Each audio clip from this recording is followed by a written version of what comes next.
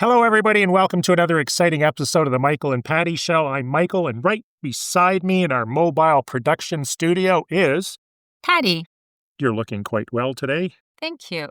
Cold, blistery day in PEI, 0 degrees Celsius, and it looks pretty traumatic looking out at the water here in Charlottetown at the Charlottetown Yacht Club. It's amazing that they leave the little walkways or decks. The slips out there in the winter, and they don't get carried out to sea.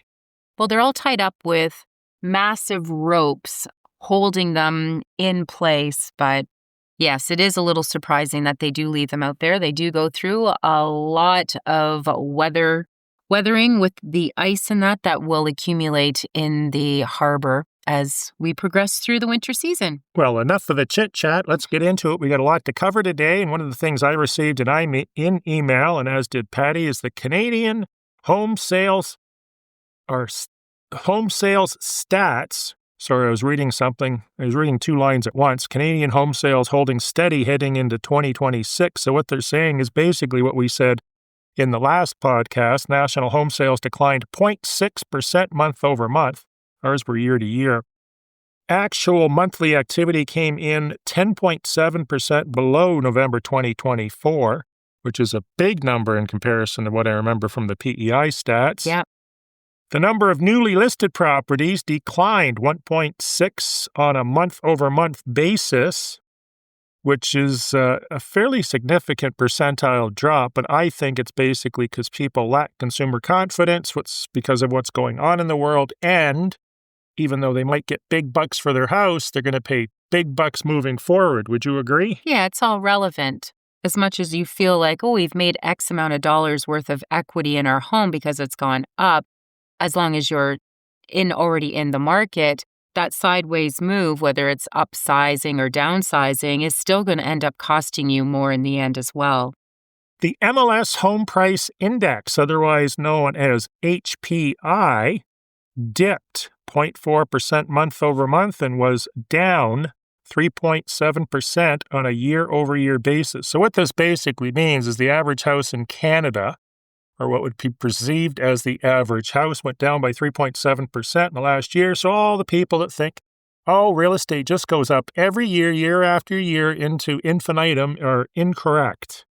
The actual non-seasonally adjusted national average sale price was down 2% on a year-over-year basis. So essentially, your house is down in price. Yeah. Probably because the COVID numbers drove things through the roof at insane, rapid rates. So, and the market is, and I don't like telling or saying the word, the market is down. We are still correcting because of the inflated price out of emotional needs and the panic, the fear of COVID. And, people were moving all over to different communities across Canada. We know we felt this and experienced this as soon as our province opened up, if you will, to the rest of the country. We had a mass migration because of the affordability of real estate and the amount of space that we had on the island to be able to roam free.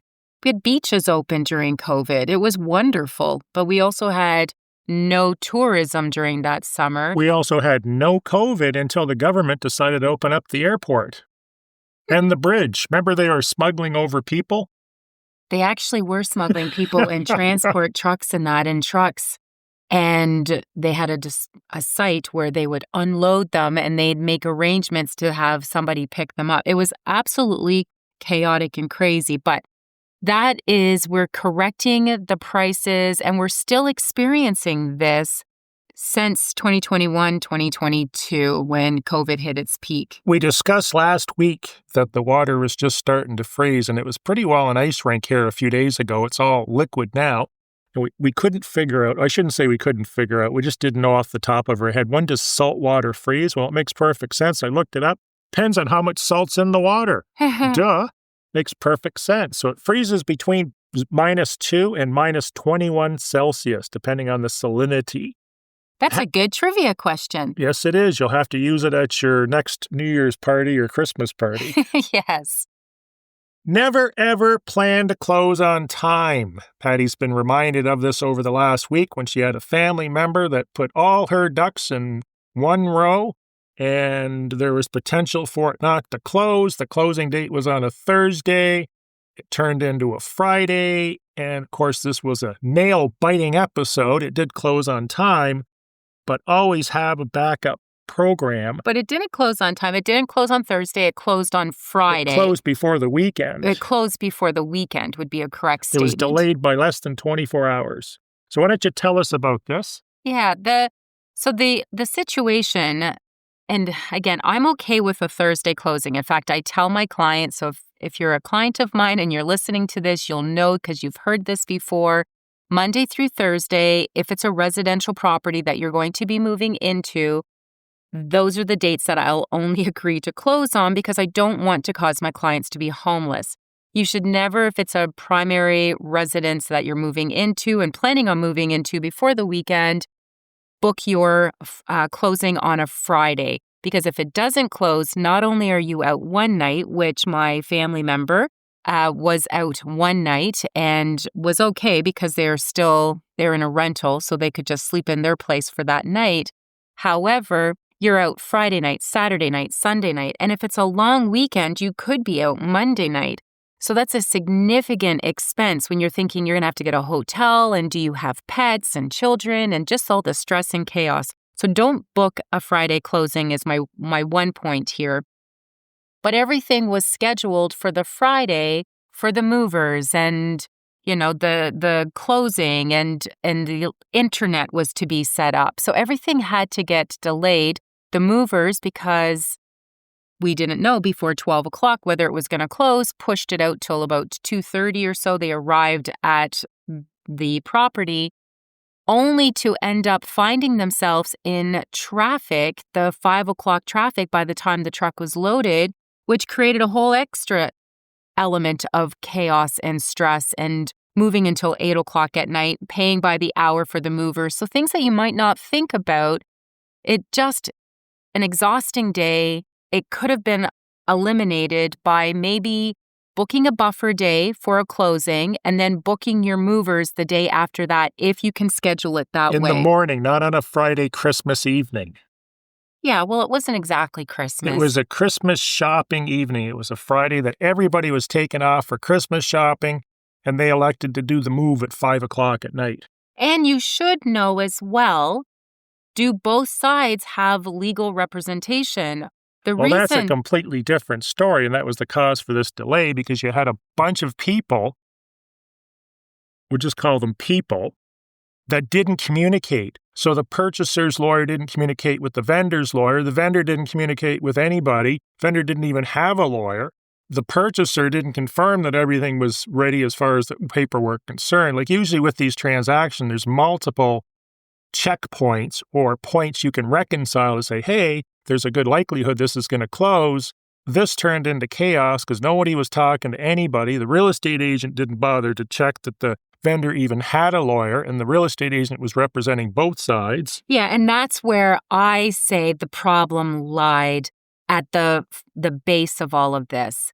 The realtor should have ensured that both parties had their representation. Both parties had everything in place for the upcoming closing. It was a tight closing, but if the realtor, which is the importance of picking a very good realtor, one that is an expert, and you may question that, well, what's the big deal? I've just seen a post on Ask PEI looking for a cheap realtor. What's the lowest I can pay? They're not worth their money. I'm telling you, realtors are worth their price in gold.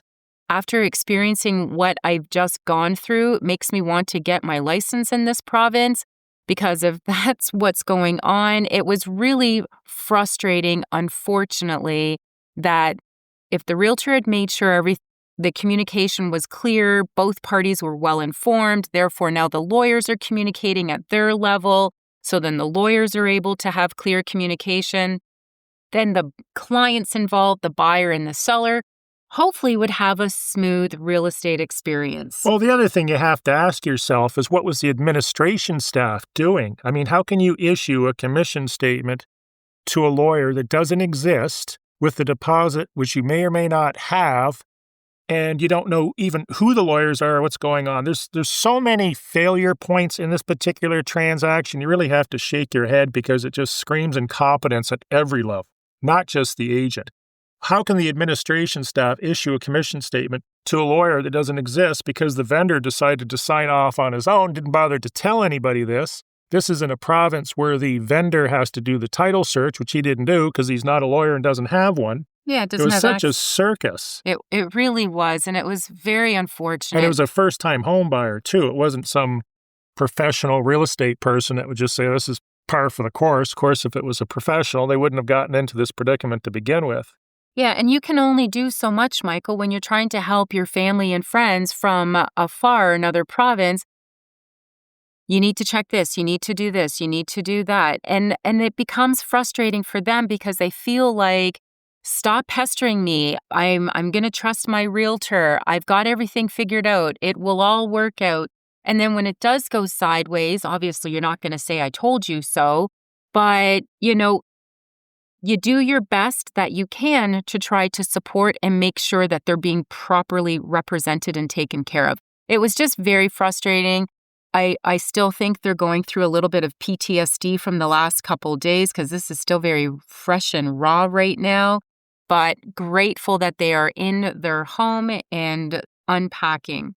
One of the things that I do, and I've done since day one, is I send the file to the lawyers. Even if my office decides to send it, I send it. I make sure the deposit's on hand. I make sure I have a copy of the deposit, a receipt for the deposit, that it's in our trust account. I know the lawyers have the files. I know they're communicating. So the transaction most of the time is going to come together unless there's some other unforeseen circumstances that are beyond all of our control. Yeah, and so having said that, I've had both sides. So as representing the buyer, to take the liberty to send the offer to the buyer's lawyer. So then the buyer's lawyer starts the process. They open up a file. And then because they don't remove their conditions, they couldn't get financing or it failed on home inspection, then the buyers can get upset if you've created a bill. So always, if you're a realtor listening, make sure that you get consent and permission from your buyer client to send the offer. As a buyer, if you're listening, my opinion would be, if you would like to make sure, especially if you have a tight closing, have great communication with your realtor and just say, I'm going to send the offer to my lawyer and I'm going to CC you. So then again, you have great communication. The lawyer knows who all the players are, and it should hopefully circumvent or prevent any issues or anything that might arise down the road. But just to be mindful. And how many times have you had a lawyer's office call you looking for the commission statement because nobody bothered to even submit the purchase and sale package to the brokers or the admins? Oh, absolutely. And that, well, as per our rules, we are to submit them an offer to the brokerage within 48 hours. And this is provincial. This is Prince Edward Island. This isn't just like my individual brokerage. We are to submit our offers to our brokerage that we are licensed with within 48 hours of a signed contract agreement. And then usually deposits on PEI are anywhere between 72 to 96 hours are to be submitted to bind the contract. If the buyer doesn't submit the deposit within this time period, the contract hasn't technically been binded. So therefore, you don't actually have a valid contract if whatever hours you put in, the buyer decides to pay it in a week or so, time later. Be mindful if you're a buyer and you're a little sloppy getting your deposit in and the seller ends up getting an offer that is outside of your deposit time period requirement and it is far more attractive, you may have just lost that property. So these timelines and dates are put in the contracts to protect both parties. What Patty's referring to is on a purchase and sale agreement, it will say how many hours you have to submit your deposit. And if you don't, technically your contract is no longer bound and would have to be rebound with a clause. So if someone wanted to play hardball, you're probably going to be out of luck. So follow the guidelines. I know a lot of times they're not, and it's all willy-nilly, and a lot of people think as long as the buyer wants to buy and the seller wants to sell, it will go together, which is true. But like Patty says, if a third party comes in, now you've got yourself an out. We're moving along. Yeah, I was just going to say, And the deposit is just the amount within the agreement of purchase and sale to bind the contract. It is not your down payment, because I know a lot of first-time buyers, Michael, can get a little confused as to, so I have to pay my whole down payment. No, they are two separate things. This is just the deposit to bind the contract, not your down payment. You could make it the same thing, but it's going to cause a little bit of aggravation at the brokerage, having that money in trust and then having to submit it to the lawyer's office at close. Yep. We're going to move along to Patty's world-famous, super extensive, and mind-numbing pre-closing inspection process. Mind-numbing. So when you purchase a property, there is a paragraph in PEI. It is the last paragraph on the form, if I remember correctly, the pre-close inspection date. And this gives you the ability to go through that house prior to actually picking up the keys, handing over the money, and closing on the deal. Pre-closing inspection should disallow the owners from re-entering the house after it's complete, so it's typically done the night before or preferably the morning prior thereto the actual closing. And Patty has created a system that's mind-blowing, that is almost like a mini home inspection. Oh, Do you wear one of those little lights on your head? I do have a hat with a light on for my head. No, the pre-close viewing is how the clause is written in our agreements. It's on the page 1 of agreement of purchase and sale, and it's paragraph 2. Typically, those dates, the pre-close viewing and then your completion date, which is paragraph 1, usually align, but some realtors feel that they'd like to do the pre-close viewing the day before. It's fine if the seller already has a place that they're going to be moving on to and are able to vacate the property prior to closing. So this is a conversation that should be had, because some sellers need to stay in their property all the way up until the morning of completion date or closing date. So these are just little details that you should have figured out prior to confirming or firming up a contract agreement, because once the pre-close viewing has been completed, nobody should go back into the home. It should be locked, and the next person to walk through the doors after the funds have transferred hands and the transfer of the deed, transfer of title, should be those buyers. So pre-close viewing, you've got it scheduled, whatever day your realtor and you have agreed on, and the seller. You walk into the home. This is the spiel that I give my clients. As much as they're all excited and they want to start moving in their minds, okay, we're going to put the couch here. Oh my gosh, go pick your bedrooms. It's a very serious day, because if you don't check everything that's within the contract agreement and that all systems are working, and I'll go through the list here in a second, you could find yourself on the other side very frustrated with what you just purchased. And the only way you can get any kind of remediation or assistance is you'd have to take them through small claims court, because once the funds have exchanged hands, it's not so easy to get the other side to cooperate. So we walk into the house. The first thing, once I allow them to just feel excited, because they usually haven't been in the house for a month or so, is, congratulations, today's closing day. Yes, I know it's very exciting. However, we do have a serious job today. We have to go through the home, make sure all systems, appliances, any work that was to be completed, any chattels that were to be left, everything is here. If it was to be cleaned, it's been cleaned. Everything is in working order. The appliances work. There's no new damage. If there's any fuel adjustments, that the propane and the oil tank have been topped up. So it's quite the extensive list that we have to go through. And it can take up to at least a half an hour to go through and do all of these items. So we usually start in the kitchen, because it's the easiest place to lay out the contract agreement, where you can have the list of repairs perhaps that were to be done. You can start to go through the list of the chattels that were to be included, and you start testing the appliances and make sure everything is working. You should also test to make sure that there's hot water. Make sure all the toilets flush. Yes, during COVID, I actually had a toilet that did not flush, and it was a 1-bathroom house.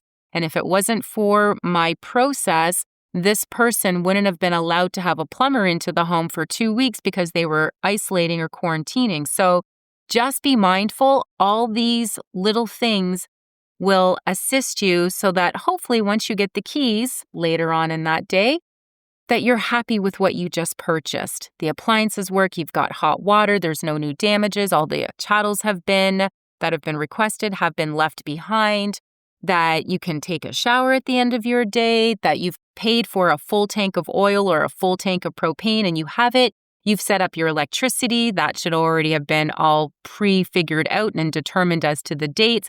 So you'll have lights and you'll have heat. These are the items that you need to go through. We have a seller's guide at our office that outlines all of this and takes you right through so that you don't miss anything. One of the points that, again, my family member felt that I didn't mention and a friend, coworker did, is the mailbox keys. The mailbox keys are supposed to, if you were to call Canada Post, go through Canada Post. They want to know whose name is registered to that property or that mailbox. So best practice is to go through Canada Post, let them know you're going to need to bring a piece of ID, you're going to need to bring them whether it's your purchase and sale agreement. Sometimes people will have already received their insurance policy letter in the mail. Something that has that address with your name is what Canada Post is going to need so that you can get your name registered. But the keys technically shouldn't just be left for you to just pick up where the last owner left off. And if you are dealing with a 20-something-year-old first-time home buyer, also keep in mind as an agent that their friends are going to know a lot more than you do about absolutely everything. And they're more knowledgeable than you, and they've helped you more than the agent did. Isn't that typically the case? Yeah, people tend to feel in the younger generation. I know because I felt this, and I was actually just speaking to somebody the other day about this, not trusting the older generation because they're old school or they don't know as much as maybe a younger generation or demographic. Just know they do bring some wisdom. It doesn't mean they're the full end-all knowledge base or wise one. They're not Yoda or anything, but you can take every little piece of information and add it to your portfolio or your list to protect you. Everyone obviously is providing their input because they care about this individual, but just know, don't disregard just because, well, you're young, so you must not know, or you're old, so you must not know.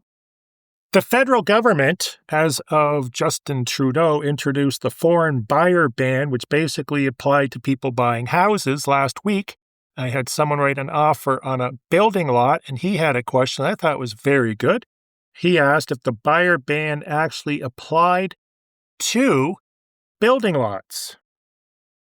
Does it? Technically, no. Technically, no. So if you are buying a building lot and you are in the zone, which you're not supposed to buy in if you're a non-Canadian resident, you can buy a building lot, which would be an actual good solution for someone that wants to live in that area, that can't buy a house in that area, but they can buy a building lot. Yes, I would just have questions with regards to that. So all I advise my clients, if they're buying in this amalgamation area, is to, one, speak to their lawyer. So if you're wanting to put in an offer, you have some documents, the clearance, there's a document saying that you're allowed to purchase this particular property, again, if you're a non-Canadian, as well as solicitor's approval, just in case there's something, because they're at liberty. The federal government can change their rules at any time. And a lot of times, unfortunately, Michael, and I know we've experienced this with other issues on the island that we have come across over the years, we're the last ones to be informed, whereas technically we should be the first ones. So put in a solicitor's approval, or if you're a buyer and you're unsure and you're speaking to your realtor, and even if your realtor, I mean, Michael and I feel pretty confident with the information that I know and am aware of, but I still, in some situations, will make sure that solicitor's approval is in so that there's an opportunity for them to do their due diligence and feel protected. Trivia question. Sure. Moving along, how quickly can I close on a property in PEI or Canada, for that matter, for the most part? Yeah. What's your record? Oh, so this is a It's a competition. competition. How quickly have you closed on a property, and what were the circumstances that made that possible? The quickest closing I've ever had on a property was around 2.5 weeks, and that was pushing it. I know Michael, for our listeners, he's a one-upper, so he's going to one-up me on this. I already know. Go ahead, Michael. 17 hours. Of course. Are you going to ask me how we did it? How did you do it? Patty, that's an excellent question. I had a buyer looking at a waterfront home that I just happened to own. It was vacant. He basically cut a check for the total amount of the house. I had a friend that was a lawyer. The lawyer drove down. He was already in the house before it closed. He signed whatever he needed to sign. Everyone got paid, and we're done. 17 hours. Okay, so There's no mortgage. I was the vendor, but it wouldn't matter if I was the vendor. It was just more accessible. There's many steps that need to happen. The main one's the title search. And the house was clear as well, so there was no mortgage on the house. So there's no mortgage to clear, so there's no banks to get involved on either side, the selling or the buying side. And that also clear title that there was nothing historical, there were no liens. It was a brand new house. Okay, but that's still because you may have been a deadbeat and not paid one of your contractors, and they could have put a lien on the property. So therefore, when that buyer closed within 17 hours, they just bought that lien. Builder was a friend of mine. Okay.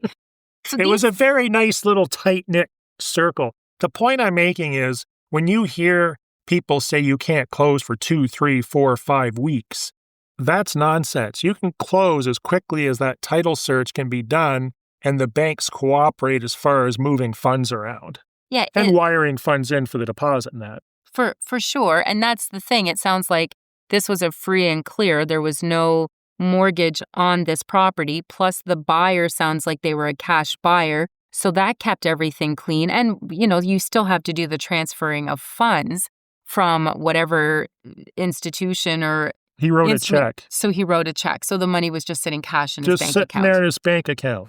Okay. Well, it's not usually the norm. The things that have to be done is title search, the funds. Usually there is financing involved. There's the deed preparation. You have utilities that need to be set up. It's very, very quick. Obviously, if this person was in the property, if it's a rent to own and all of a sudden they decided to close on it, or if it was just a tenant, not quite clear as to what the situation was. But these things all need to happen. So a normal quick closing can be done within approximately 1 month's time. You can get it done in 4 weeks' time, provided that you're able to get all your conditions, if you have financing, home inspection, insurance inspection, all of that, all completed within a week's time. If there's septic inspection, water testing, if you're in a rural property, usually give your lawyer about a week or two at least. So if you're a lawyer listening to this, I've got your back. At least give them a week or two for title search so that, they can book that in, get their title searchers to do their part. And then it still leaves them a week to do deed preparation and follow the mortgage instruction requirements, provided there's a mortgage. And then the appointments to schedule for the pre-close viewing, Maritime Electric, majority of the island Patty, is set it's up. time for PEI trivia. You have a bunch of trivia going on today. We got a lot to cover here today. PEI trivia. Last week, there's talk of maybe being a storm happening somewhere near or possibly in PEI, maybe. What do we do on the island when this rumor is circulated around the province? Run to the grocery store. We shut everything down. First, everyone runs to the grocery store. Last week, they talked about a storm approaching us, which didn't even hit the island. It hit the eastern tip, barely. But everybody just stayed home. Mm-hmm. And of course, what you need to do on the island is you need to get the next 6 to 8 months worth of groceries, even though the storm may only end up being an afternoon. You'll notice the grocery stores are insane whenever a potential storm is announced. So keep that in mind. And the liquor stores. Yes, the liquor stores, of course, not for us so much. Workers don't expect them to show up. Province is closed. Buy your 2 years worth of groceries. I think we've covered it. And on to the next topic, which is preparing for a power outage. As a result of the storm coming. As a result of the storm coming, what's the number one thing we need over and above a generator if we know that a storm is going to hit? Starts with F, ends in L. Good luck finding it. It'd be better now after Fiona. Fuel. Oh, fuel. That was the biggest challenge during Fiona, is people had generators. They couldn't get fuel because the gas stations didn't have generator backups, which from what I understand recently from different people is the government may have subsidized some of these gas stations to install generators, but that was the biggest problem. Remember the long lineups? Yes. Well, and you had to find the gas station that actually had electricity so that you could get your fuel, because there was many that were just closed. Well, the ones that were open would be using a little portable generator, and they could only afford to run 1 or 2 pumps. So even Correct. they might have had 10 pumps, they could only run 1 or 2. So fuel's the biggest thing. The generator's the other thing. Testing your generator on a monthly or bi-monthly basis is also important. And of course, food. For the most part, you're not going to be without electricity like we were for a week. In some cases, more than a week with Fiona.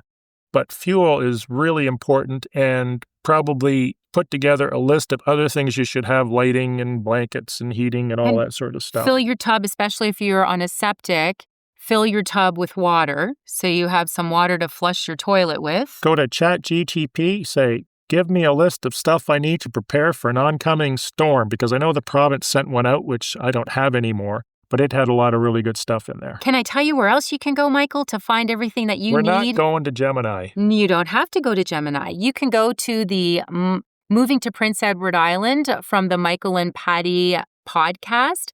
And The one Facebook of group. the Facebook group, and one of the Toolbox Tuesdays on this Facebook group is all about preparations for storms, which the information that I accumulated was from the province, was from Maritime Electric. I did my research and provided an extensive list that could easily be printed off and for our listeners to be able to prepare themselves for. So if you haven't checked out our Facebook group, it accompanies this podcast. Just look for Moving to Prince Edward Island, Michael and Patty podcast, and it should come up. Moving along, the PEI real estate forms are certainly not the best, in my opinion. And one of the things it has in it, which one of my commercial clients pointed out to me, is it has paragraph 12, which they title UFI/asbestos. Have you seen this paragraph? Yes, I have. And are you a proponent of it?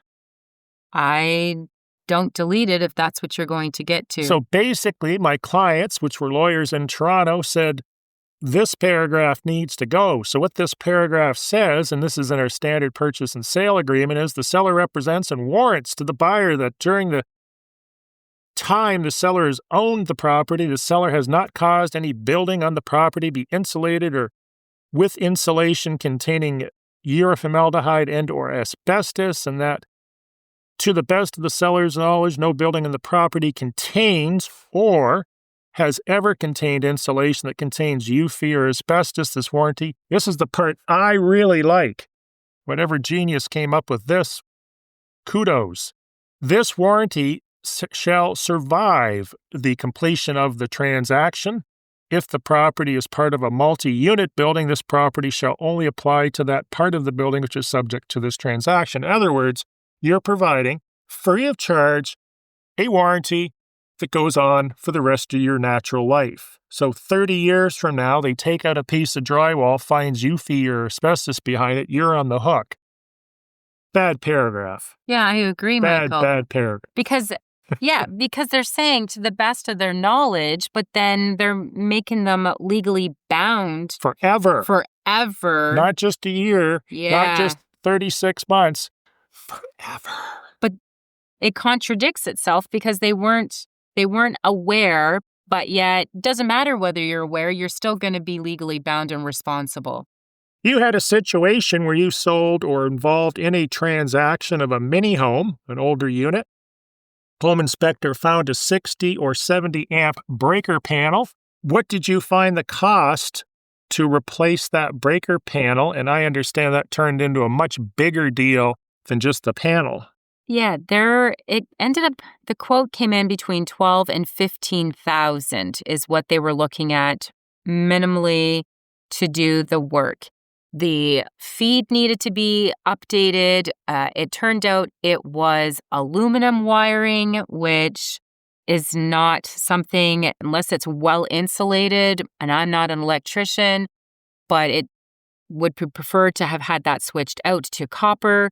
So there was the wiring, there was the amperage. The insurance company is not interested in insuring, a home that's got 60, 70 amp. So it became an issue with insurance as well. So these are just things. Oh, and then the wiring, because it was so old, the wiring was not updated for our electric Heat hot pump. water heater and the heat pump. So therefore, these systems that you're reliant on need to be rewired, as well as, the heat pump wasn't working and nor was the hot water heater. So the bottom line is, if you find yourself in a situation where the home inspector says, oh, well, your panel needs to be replaced, and you happen to be in Home Depot and you see one of these cheap kits for $200 for a new electrical panel, that's just the box typically. Sometimes they'll give you a breaker or two with it. But those breakers, I don't know if you've ever seen them at the hardware stores, they keep them behind a steel cage because they may as well be made out of gold because they are very expensive, especially if you're buying a dozen or 2 dozen of them. You could potentially be into thousands of dollars, having bought one just a few weeks ago. I think it was like $80 for one breaker. Oh, well, that's not, I was quoted anywhere between $250 to $300 a breaker. I would say that's excessive, but for the purposes of this conversation, Okay. they can be expensive, and depending on the make, of course, a cheap make, like this is just a garbage panel. In fact, it was discontinued. Yes. The breakers were probably old stock. I don't know if you're going out and buying good stuff like Square D, maybe, or you're probably going to end up paying more. Just be aware that if you need to replace the panel, there's more stuff that may go along with that, specifically if you're buying a structure that's 50, 60, 70 years old. Make sense? Makes sense. I came up with an idea. I know why no one's ever going to do this because they want to keep everything completely negotiable, but we seem to be getting an abundance of silly offers, and a lot of that is a product of the purchaser's agent not even talking to the listing agent, which in turn talks to the home sellers to discuss what kind of offer is going to float. You're seeing offers come in with closing dates that are out a year, asking for stuff the owners have in their house they don't even own, putting lowball offers in, not knowing the motivation of the seller. So what I thought could save a lot of time is pre-qualifying the buyers and telling them right up front, we want a closing date that's between, say, 30 and 60 days. These are the items that are negotiable. Maybe mention that there's no motivation on the price or whatever you want to do there. Minimum deposit, what conditions are acceptable as far as water tests, home inspections, insurance, lawyer's inspection, which is one clause I would never want in the contract. Topic we've covered before. All these conversations could be had on the telephone prior to writing the offer, but since today nobody seems to want to just pick up the phone and have a conversation, but they'll send you 85 texts, it makes it a little more difficult, and I think that's why we're seeing an abundance of these offers that have no chance of ever getting accepted because there's no pre-dialogue. Yeah, and I do agree having a conversation with hiring a professional, not doing this privately yourself, because they become the middle people. They're professionals. There's no emotions involved. They're business people who are representing your best interest. Having said that, they should be able to discuss what terms could be mutually agreeable to help. And again, your realtor should not be negotiating on price without your consent and permission if you're a seller or if you're a buyer. They shouldn't be throwing out numbers. I think I can get my client to here. I think I can do that. Yeah, if your client comes down to X, my clients will sign it. Like none of that should go on. It should be very black and white and professional. You can discuss what would be the best closing for your client. I allow price to actually be documented. I don't do verbal stuff back and forth unless we're already into a counter and it's our last point of contention that we need to get nailed down, as long as all other, because there's more details within a contract agreement other than price. So, I mean, I totally agree along with you, Michael. The two realtors should be having a conversation, making sure that they have clear expectations and outlines, that the buyer isn't asking for the house to be turnkey. Therefore, you've just triggered and upset the seller because how dare they go shopping for all my furniture? And now the buyer, without realizing, might end up having to pay a little more and still not get the furniture items. So you want to have it be as smooth as possible, remove the emotions, have the realtors involved as professionals, as those middle people to help create the best outcome for both sides. Well done. Have you ever had a real estate agent, a listing agent, tell you or a client that we're not going to take any offers subject to a home inspection because chances are there's going to be multiple offers? And what can you do to protect yourself when you hear this? I know a lot of purchasers will basically say, oh, well, and I'm just not going to offer on the house. But there is a way around this. There's a few different ways. Well, what I did during COVID to help my clients who wanted to have a competitive edge in a multiple offer situation, which is not really the market we're in. We will see from time to time multiple offers. And multiple offers, all you need is 2 for that, not the 12 or plus that we were seeing during COVID. But I would get my clients that they absolutely loved the house to get, there are home inspectors that will go through, it's an hour appointment, and they will preemptively do a home inspection for that buyer so that they feel confident not putting in, or at least a little bit more comfortable, not putting in the home inspection clause. In theory, you could bring your home inspector with you. I personally bring my home inspector with me everywhere, including lunches, don't you? No. You could have them come with you on the viewings. You could have a preemptive, quick 1-hour home inspection done like Patty said, or if you are willing to spend the money, after all, this is, for a lot of people, the largest investment they're ever going to make. So what's $400 or $500 to have it pre-inspected before making an offer? Plus your offer is going to come in stronger because there is no home inspection. I think mainly when you go through a house, I'm looking for major foundation issues, major electrical and infrastructure issues. All this other stuff, there's no GFI in this kitchen outlet, and there's a railing missing going to the basement, crap like that. I don't really care. I'm concerned about the major stuff. Yeah, structural, if there's mold, if there, In issues. the attic, mold would be you go into the attic and it's just black. Yes, which again, not for a typical showing, Michael. Are you advising clients? Because a lot of attic access hatches happen to be in the primary bedroom's closet, and now you're getting insulation on their clothes.